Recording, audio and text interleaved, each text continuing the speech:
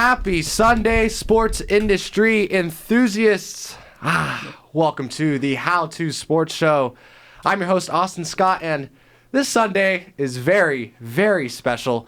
Reason number one, in less than an hour, as Scott Hansen would say, we're going to be getting 7 hours of commercial-free football. How exciting is that? Reason number two, Hayden Silly and Carlos Castillo are in the studio for the first time as hosts of the How To Sports Show. Give yourselves a little round of applause. Come on. How you guys doing? Doing great. Good. Heck yeah. But then there's reason number three, which is, I would say, the most important reason of them all. One, it's the first episode of the semester, which means we had to bring on an absolutely incredible guest. Ladies and gents, please welcome into the Bill Austin Radio Studio, Sun Devil Athletics Senior Associate Athletic Director, ASU legend, Doug Tammaro. Let's give a round of applause. Come on. Doug, welcome on. Thank you so much for coming on this Sunday morning, less than an hour before your beloved Steelers kickoff. How's everything going for you? Going well. You guys can hear me okay? And everything's good? Yeah, glad to be here.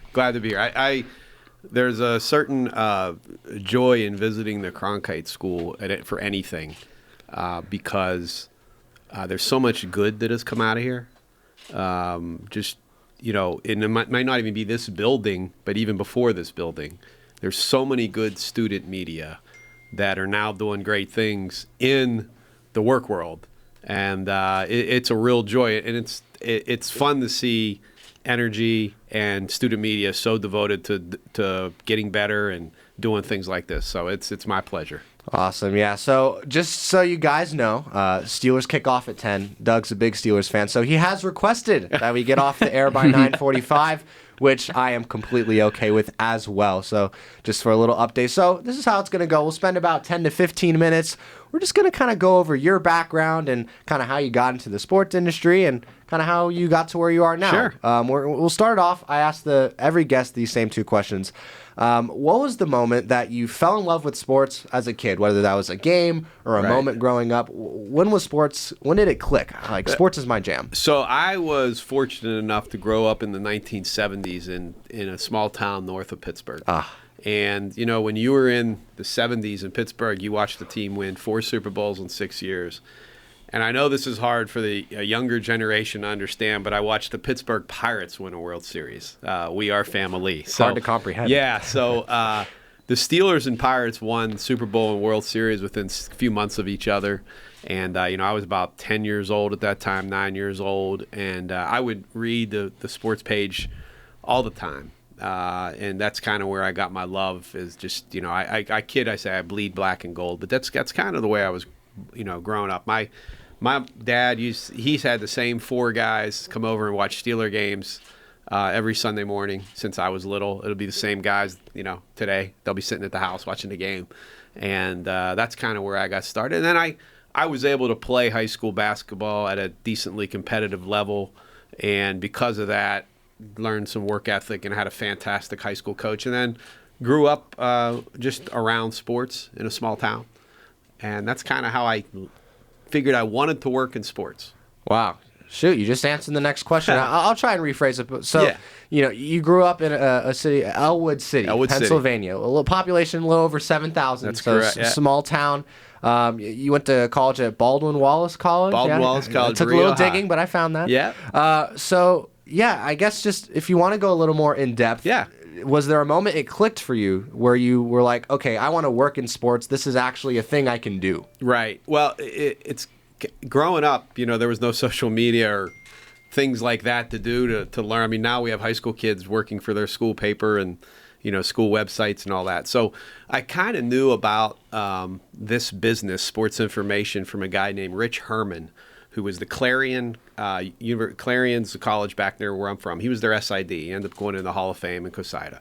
So I kind of had an idea about this. But what happened was I actually went to Baldwin Wallace to play basketball. I was on the basketball team for about 6 months, and it's Division III. There's no scholarships. And I realized I didn't want to play anymore. I won the mile, and I decided, that's not for me. So I wanted to write for the school paper, and I started writing for the school paper, and I walked in the sports information office because you had to go see them at the time. There were no websites to get information. And the SID there, Kevin Ruppel, who was a longtime SID and has put hundreds of people into the business, said, hey, you should work with me. And I was like, well, what do you do? And he said, well, we do background and we write, do the media guides, and we help the media, and we do the stats. And so I started working sports information at Baldwin Wallace College at that time. And it's a really good Division III program. They have really good athletics. But there's a one-person staff, and that's him. So I started working in that business, doing stuff for him, and then that's where I met another big-time friend of mine. John Bianca was a senior at the time and working in the sports information office, and kind of took me under his wing. And John is the senior associate athletic director at the University of Texas. Okay. And he's a future Hall of Famer, and he's about as big time as they come. And he's one of my best friends. And he kind of showed me the ropes when I was young on how to do this. And ever since then, I just kept working. Bounced around some different jobs in college, and one of them was at Browns Illustrated, the magazine of the Cleveland Browns, which is ironic because I don't like the Browns. As a Steeler fan in the 70s, you never liked the Browns. But that's kind of, Baldwin Wallace was really good to me, get me started in the business. So you graduated from Baldwin Wallace College in 1991, yeah. and then was your first opportunity out of college at Cincinnati? It was. If you want to just kind of, we'll walk through how you got to ASU, and then we'll dive into all that. Yeah. So, you get into Cincinnati, kind of lead us up to how you fell into the lap of being here at ASU. So it was interesting. My first job was an intern at the University of Cincinnati, and long story short is Bob Huggins, the basketball coach who just went into the Hall of Fame this weekend, he recruited my high school teammate. And so Coach Huggins knew of me because he watched some games, and my high school basketball coach and Coach Huggins were good friends. And so when I started the intern at Cincinnati in sports information, I went in to see him, and I just was able to connect and hang around basketball probably more than I should have, and just doing other sports. But at the end of this, in March, Cincinnati made a hell of a run and ended up going to the Final Four, led by Nick Van Exel, who ended up playing for the Lakers in the NBA. And I ended up traveling to the Final Four that year. I did the first and second rounds. I did the regionals with Penny. They beat Penny Hardaway for the fourth time, and went to Cincinnati for a year. John Bianco was actually working at Cincinnati at that time because he had left Baldwin Wallace and had gotten a job at Cincinnati. And then after that, an opportunity popped up at Notre Dame to do a one-year intern. And I've always, when you grow up in Western Pennsylvania and you're Catholic, Notre Dame's a big deal. Mm-hmm. And I knew the value of working at Notre Dame. And so I said, okay, I'm going to go do this one-year internship. And I went and did an internship, got to work with the football team a lot. Jerome Bettis, Rick Meyer, Lou Holtz was the coach. And Notre Dame offered me a full-time job. I was ready to stay. And then the irony of the whole thing was traveled with Arizona State or Notre Dame baseball to Arizona State and Arizona for a trip. Played the U of A, we played the Angels, and we played Arizona State. And I was my first trip west. And I got out here and was like, wow, this place is really nice. This is March of 92, and or March of 93, actually. And just was like, man, this is something. So I got back to the office in Notre Dame, and there was a fax. Because we were still using fax machines back then. You guys even know what that is. And it said job opening, at Arizona State. And I knew it was a step up from the job I was going to take at Notre Dame, but my job at Notre Dame would have been fine. I was ready to stay there. And Roger Valdesari was an old-time SID Hall of Famer, probably one of the best that ever did it. He was one of the people that worked in Notre Dame, and he said, before we do anything, you got to find out if it's truly an open position. Are they really open? So he called Mark Brand and John Heisler, also another Hall of Famer who works there. They did the homework, found out it was wide open. I went after it, and I got it. And 30 years later, this is my 30th year, I'm here. So wow. It's crazy story, because I had never been to Arizona. I had never been west of Mississippi before the baseball team took me out west. So was the weather a pretty hard thing to handle first year here? No, because I was ready for something different. The only odd thing for me was my first week on the job. I put an old pair of sunglasses on the dashboard of my car, and I didn't park in covered parking. And I got into work like at 7, and I was working like crazy, and I walked out at 8 o'clock at night, and I just remember looking on the dashboard, and it looked like a ball of electrical tape. And I learned right there, you don't leave anything in your car that can melt. But other than that, found myself drinking a lot of water. The weather didn't bother me because I knew what was coming in it. Because I had been out here in March, and when you live in South Bend in March, and then you go to, Tempe in March, you realize there's good stuff coming, and so it was an easy transition. So you probably grew up, obviously in the freezing cold. So you're more of a heat guy. You like the heat over the cold? I like the heat. Yeah, okay. I never complain about being cold. Last night, the press box in Oklahoma State was probably one of the coldest press boxes I've ever been. It was 58 degrees, but that's good. That's fine for me. So I like air conditioning. So. All right, let's hop into some SID ASU type of stuff. I'll ask one question and then I'm going to throw it over to them. They got some questions too. So we were talking about this before. An SID is such a broad range of responsibilities and tasks. I mean, you're doing a bunch of stuff within media relations. From your point of view, if you can just kind of tell the listeners in I guess your own summarized way what an SID at the Division I level is, what that entails for the listeners and honestly us as well. Just break that down a little bit. I think we touch everything in some way, shape, or form. Every time you look at the website, most of that stuff comes from us. The stories, the recaps. We do have a digital department that oversees a lot of our social media, but a lot of the social media is run by the sports information director. I tell people when you watch a game, and the announcer gives all that information. Obviously, we're the ones that give it to them. When you're watching a game and you see people walking around, with a credential on, we're the people that gave them the credential.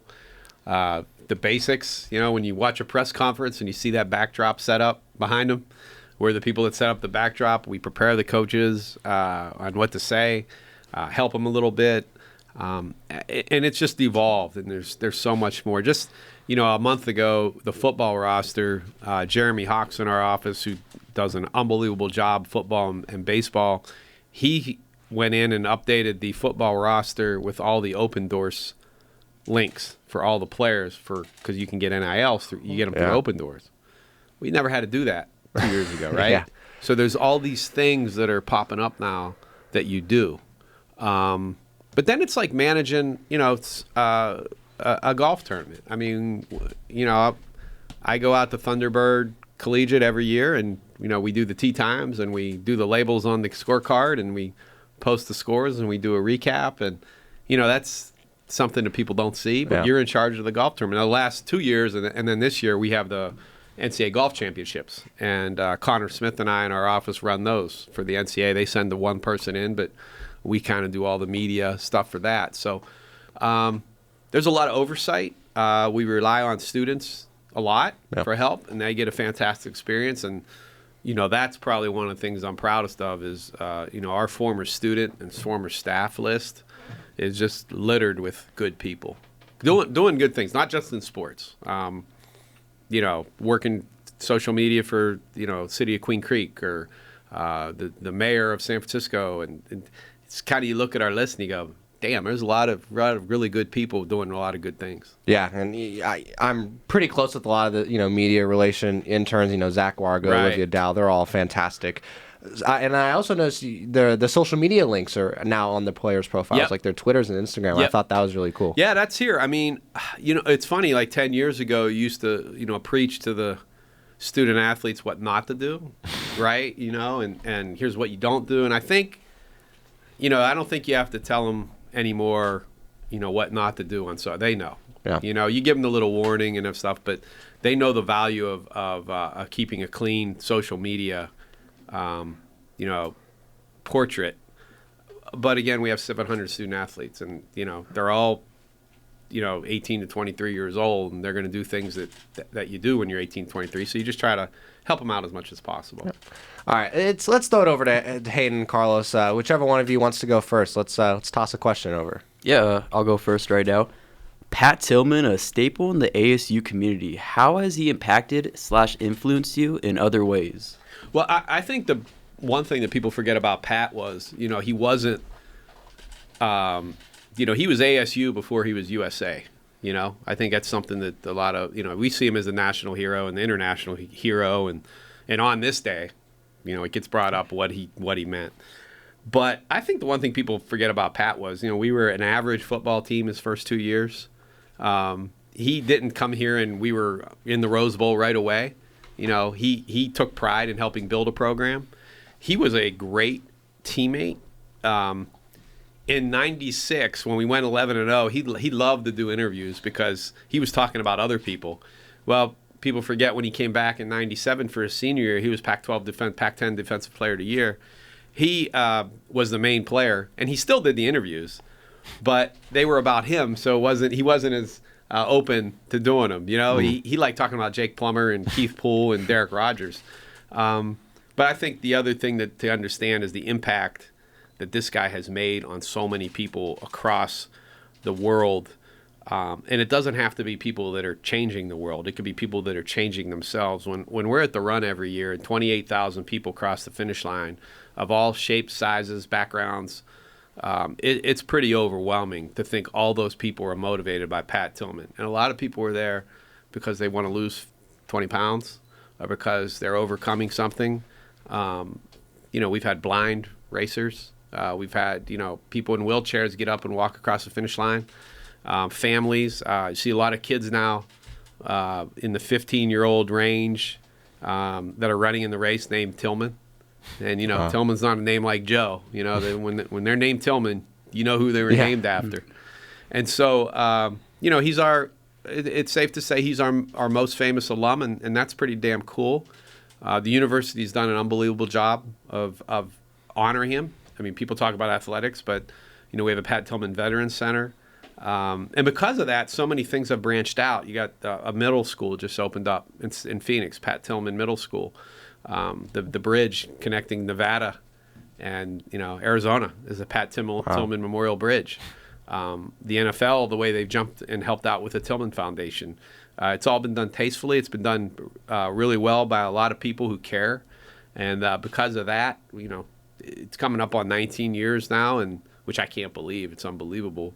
It's just the impact that guy's made. When if you're judged on your impact after you pass away, I don't know if there's many people that have had a bigger impact after they passed away than Pat Tillman. I mean, he's got a foundation that's been going for 19 years that, obviously wasn't created when he was living. So that's a strong thing that we're proud of. Yeah, and I believe you're the founding member of the Pat Run, correct? There was a few of us that got it started. Yeah. Perry Ettinger was the original race creator. He had trained Pat for a triathlon and a marathon, and he was our football trainer at the time. And then and he's a competitive runner, so he knows what races do. Yeah. So he got the actual race started, and then Arizona State was good enough to say, let's do it at our place. And then there was a group of like 4 of us that kind of got the race started, and survived the pandemic, rolled through it, and now the race committee was like 12 people who were trying to figure out, how many Porta-Johns we order, 17 years ago, and now it's a committee and a foundation and full-time employees, and so it's been pretty cool to watch it grow. Yeah, great question, great answer. It's always just good, especially for people that aren't associated with ASU, just to know how much of an impact Pat Tillman made. Hayden, what you got? Yeah, Doug, just thanks again for joining us here this morning. I really appreciate it. I know you've been with ASU since 1993. I know you've seen many members of the media come and go, but the trust between someone in your position, associate SID, and the media, like, it's really important for the protection of players, protection of the team, etc. How, in your words, how important is it to have a great relationship, and a level of trust with members of the media that, they'll be able to talk to the players, or they'll be able to speak highly of the team without sort of, blaspheming them, if you will? I think the one thing is, the players that I deal with are 18, like you guys, right? They're 18 to 23-year-olds. So there's got to be an automatic understanding of, they're still college students, right? But then, I when you're working with the media, you have to be honest. I mean, there's times where, I've had conversations with the media before an interview, and you say, look, you got to stay away from this subject because it's a tough subject around this kid. But they're also open for criticism, especially now. I mean, this is Pittsburgh talk radio guy brought this up the other day. A guy dropped the pass, and he's getting an NIL for like $100,000. So are the gloves off now in criticizing college student athletes? It used to be, hey, back off, he's a kid, but now they're earning money. So, but the relationship with the media is good just because you don't have to be best friends with all of them, but I do think you have to be very cordial and very kind and patient. And I don't think media goes to an event hoping we lose or hoping bad things happen. I'm going to assume that, and if that's the way they are, then they're just miserable existence, and they'll figure things out eventually. But I go into relationships with the media thinking the people are would like to see us do well. Not a cheerleader, but I think that makes it easier. And 90, just like any other profession you meet, 90% of the people you meet probably have good intentions, and you just try to help the other 10%.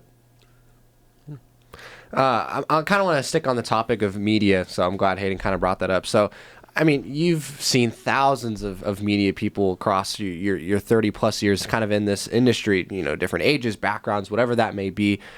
What piece of advice would you give for people in the media, especially younger people, just kind of starting out in approaching athletes in a press conference setting, or especially on a one-on-one for a profile feature type of interviews, because that can be really hard for a Right. young journalist to be interviewing a big athlete or any coach. Just, I guess, what habits, stuff like that. Yeah. Any recommendations? I think one thing I always tell people is don't ask the question who has the biggest influence in your life. If you were to talk to Doug Tammaro, as a like an interview, like pretend I'm like someone that's an athlete or a coach, you find out a little bit about that person, and then you ask the question. You had asked me, you knew about Baldwin Wallace and you knew about Cincinnati. There's some people that they'll ask a kid, "Oh, where'd you grow up?" And so you want to get past that stuff. And I always say, look for things that make student athletes happy.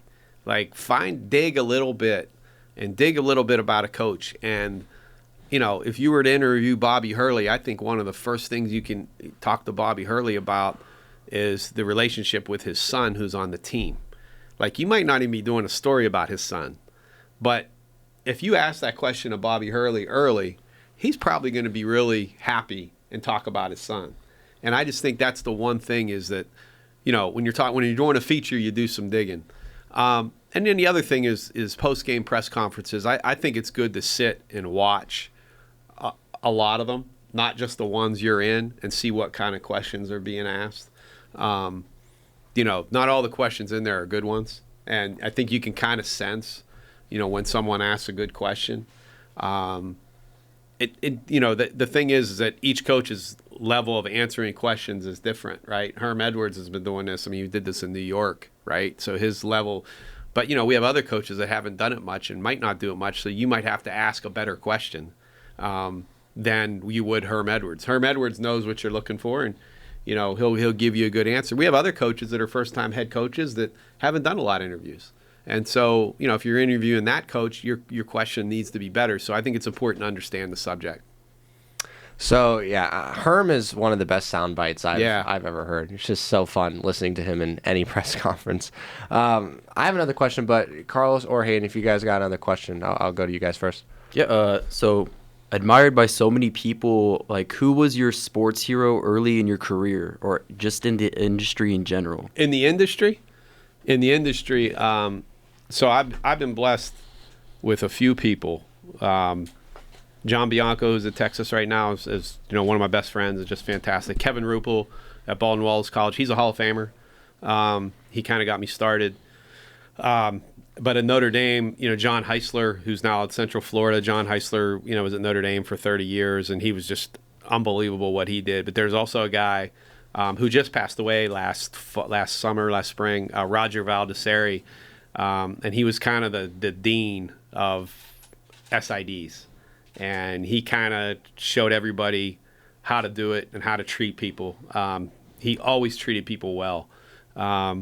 backstory on Roger is, have you guys ever heard of Joe Theismann, who was the Redskins quarterback, right? Joe Theismann, when he went to Notre Dame, his last name was Thiesman. But Roger told him, we need to change your name so it rhymes with Heisman.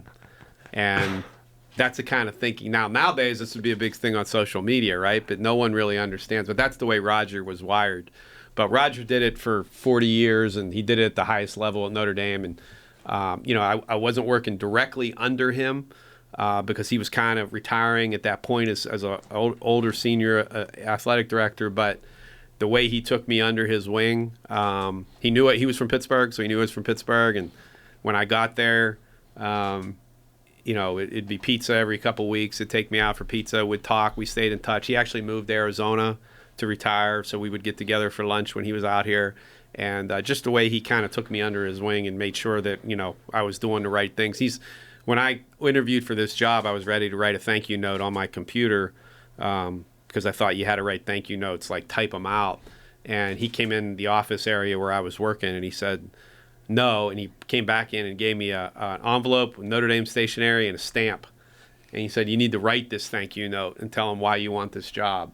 And Mark Brand, my boss who hired me here, said, getting that note handwritten was kind of the final stamp of approval that this is who we want to hire. I like writing handwritten notes, but I thought at that moment, I had to be perfect and write up this computer typed up note. And Roger was like, no, you got to stick with who you are and show a little personal side. So he's someone that he was really, really influential on my career. This is going to be kind of random, but you mentioned the handwritten note. I'm a big advocate of, I love handwritten stuff. Would you say, just in terms of like getting your foot in the door from stuff you've seen, over the past 5 years, maybe like more recently, is handwritten notes or stuff like that still happening? And if not, is it something that's still really appreciated? You know what? I really appreciate them when I get them. It means a lot. I don't critique someone if they don't. If someone sends me an email, that's fine, thank you. But I do think, saying thank you and following up is huge. But yeah, I am a fan of handwritten notes because my mom did it growing up. I think they carry a lot of value, and I think people, when they get them, you're forced to read it. You can't. When you get a handwritten note, you're going to sit there and read it, and you're not going to skip to the next email, right? If you get emails, making 100 at a time. You're probably not getting 100 handwritten notes delivered to you at a time. So it's just something I like to do. All right, Hayden, what do you got? Doug, you talked about showing that personal side of you. And with the kids that you're working with, ages, some even 17 up until, like early 20s, like 22, 23.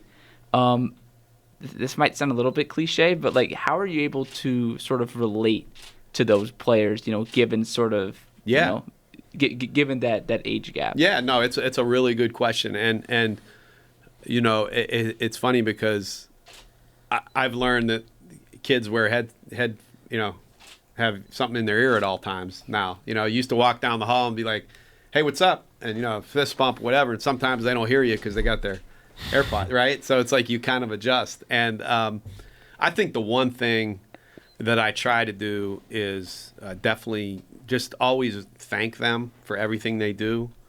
When you bring in a basketball player after a loss and they give you 10 minutes in the media post-game and it's a tough loss, I think they still appreciate a text later in the night saying, appreciate you doing that. And I really mean it. I'm not just doing it to make them feel good. So I want them to know I appreciate that. And that's also why we have a good young staff. The staff I'm hiring, I'm getting older. They're coming in at the same ages. So I try to stay connected and see what they're doing. We got so many talented people in our office, and we have a good mixture of people that do different things and do them really well. So you just kind of, try to pick up on what student athletes are doing these days and what to talk about. I think if you show an interest, people don't care how much you know unless they know how much you care. Rob Evans, our former basketball coach, used to say that a lot. And I think if you show them that you care and you want to get to know them a little bit, they'll definitely want to hear what you have to say. So I want to we got about A little over 10 minutes. So just kind of going back to the media relation end of things, there, like I said, I know a lot of people here at ASU and just in general that are really interested in, team communication, team personal, media relation. So for people that want to take that route, something I always try and ask every guest, just what can people be doing in college or in the beginning of their careers, whether that's a quality, a thing to know, something to always keep in mind, just any advice you'd give to students, interns, people younger that want to get involved in media relations with the team? I think the first thing to do is understand there's a lot of ways to get involved. There's a lot of teams out here. If someone was to work in media and they worked at the Arizona Fall League, for example, like that's not one that pops up. You think the Diamondbacks, right? But the Arizona Fall League is out here. That's a great way to get experience. The Fiesta Bowl hires interns. There's so many things in Phoenix that you could get involved in to reach out to those people and just find out what they do. I think that's the biggest thing. And then, just do background checks. Not so much background checks, but, just check out some bios of people that work in the business and see where they're from and what they did. We've all had different backgrounds, and we've all learned a lot of different. The people in my office come from all kinds of different places. I mean, Jeremy Hawks from our office, he actually went to U of A, graduated from U of A. He worked for Tom Duddleston at Arizona, who pumps out student assistants. So, not every Sun Devil employee graduated from Arizona State, right? Will Edmonds in our office, he's from Ohio. He did his graduate work at Syracuse. He worked at Toledo. He went, OU, different background. So find out about all of us, and then don't hesitate to reach out. I had somebody reach out, last week, just say they want to sit down with me. They're a sophomore. They just want to learn what I do, and if we can, we will. But I think that's a really good thing. But there are all kinds of opportunities to learn about what we do behind the scenes, right? I mean, we're not the face of the program. We don't get thanked a lot. We're not people that you hear much about, but there's all kinds of good opportunities. From where you started until now, the way players and teams are being covered, is there, how do I word this, a trend that is sort of being picked up now, whereas 20 years ago players and teams were being covered like this, these type of questions were being asked? For people that are just getting into this, what would you say has sort of changed in the way that players and teams are being covered as time goes on and this type of coverage evolves? Well, it used to be someone else was covering you, right? An outside entity. And now your own team is covering you. Social media, our softball team and our own teams generate their own publicity. And 15 years ago, that wasn't the case, right? Because there wasn't Twitter, there wasn't a lot of that going on.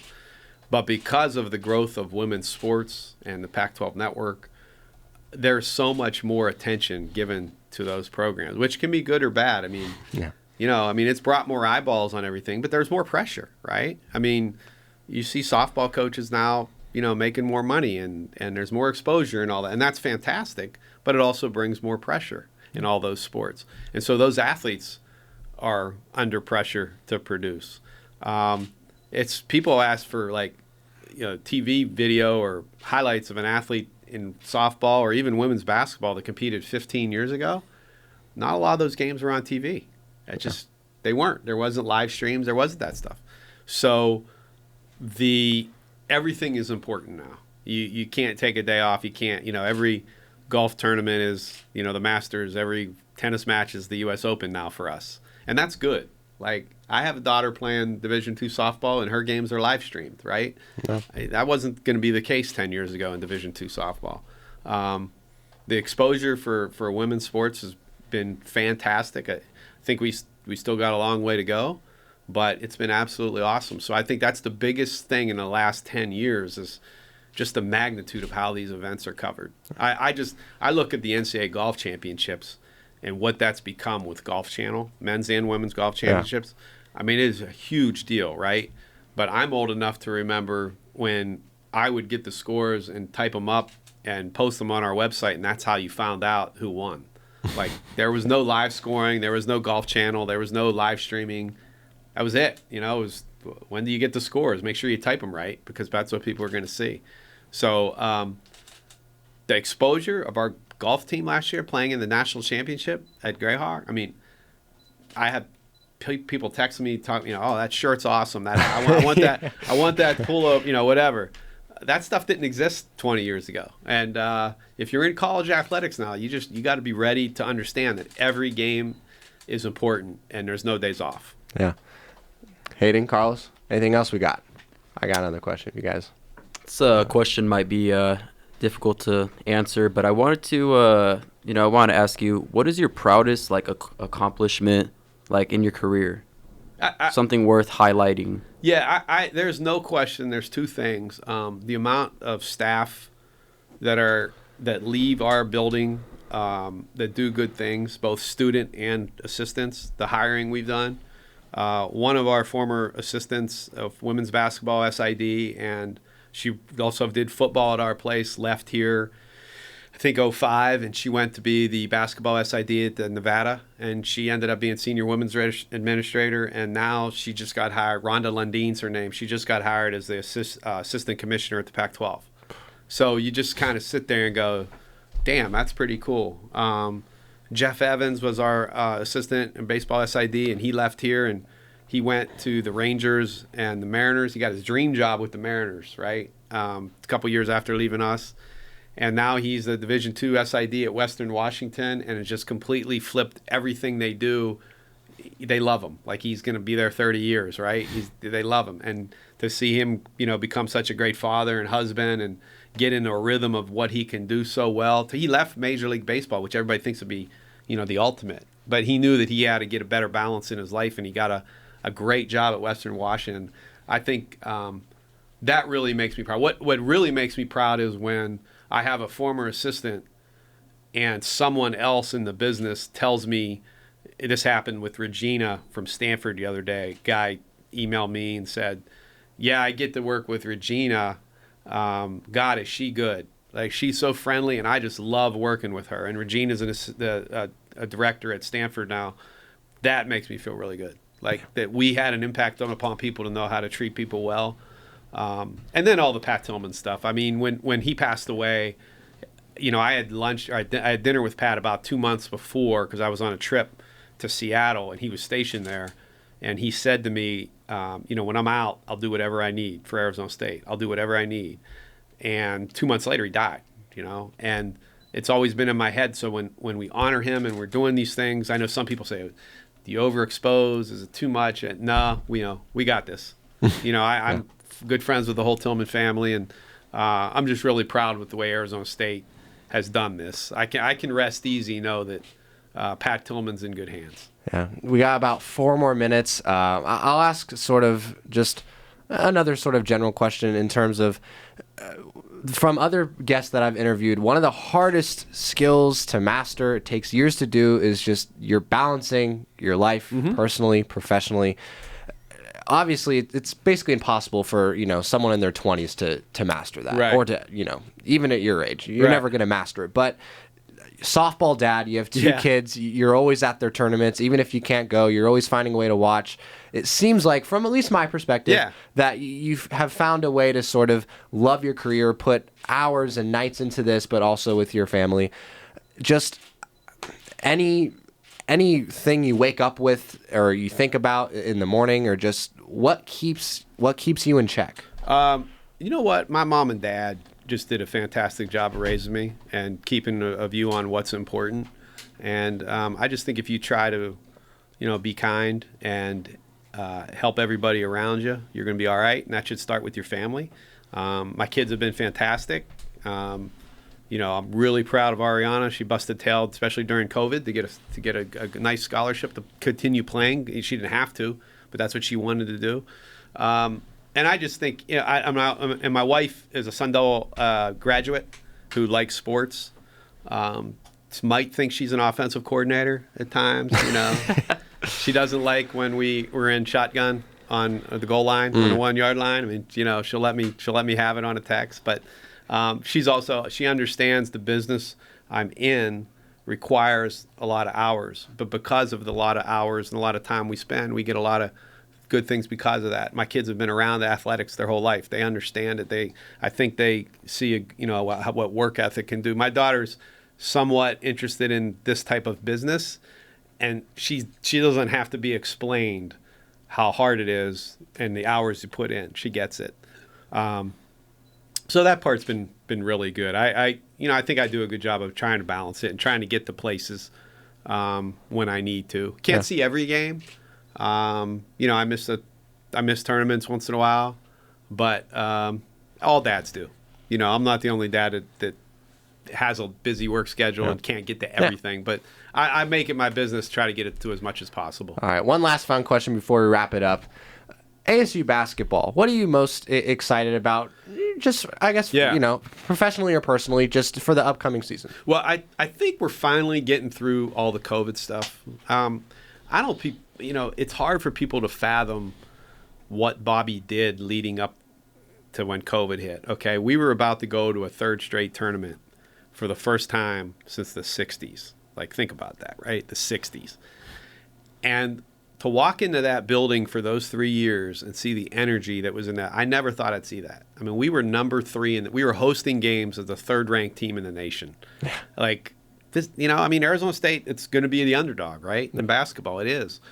And I think, we got off to a slow start last year, but I think Bobby's figured out the transfer portal pretty well. And it's just been fun to watch him grow as a coach. Like, when we won 7 of 8 Pac-12 games last year, after not starting well, most people thought the team was going to quit, and we actually got better. And I think now he's brought in a really good mix of guys. He doesn't flinch when someone transfers. I mean, transferring's part of college sports now. It is what it is. So I'm just really excited to see this team. I think DJ brings us something, as a returning guy, it's going to be really special. We got some newcomers that are really good. We got 2 for 1 with the Cambridge brothers. There's a sense right now of this group he has is a really good mix, and I'm looking forward to watch Bobby develop this team, because he's a wonderful guy. He's a great father, first of all. He's a great husband, and he takes a lot of pride in being the Arizona State coach. So I'm looking forward to it. Yeah, it'll be exciting. They were electric to watch at the end of last year. Yeah, the turnaround that team made was awesome. So if you want to follow Doug Tammaro, the Twitter handle is pretty simple. Doug Tammaro. Doug Tammaro. I used to. Yeah, I'm easy to reach. Yeah, I'm easy to reach. So you can follow him on Twitter for all of that. We're gonna let everyone go watch some Sunday football. That sounds like a good idea. I'm going up to the Mirabel Golf Course right now because our golf team's competing. Yeah, and I'm gonna watch the Steelers-Bengals or the national game, so I get to watch it up there, and then I'll pop up and hopefully watch the Sun Devils win their first tournament of the year. So great way to multitask. Carlos and Hayden, thank you so much for coming on and asking some questions. And Doug, thank you so much for coming in for the first episode of the semester. My pleasure, guys. Anytime. All right. Have a good one, everybody. Happy Sunday. Happy NFL season.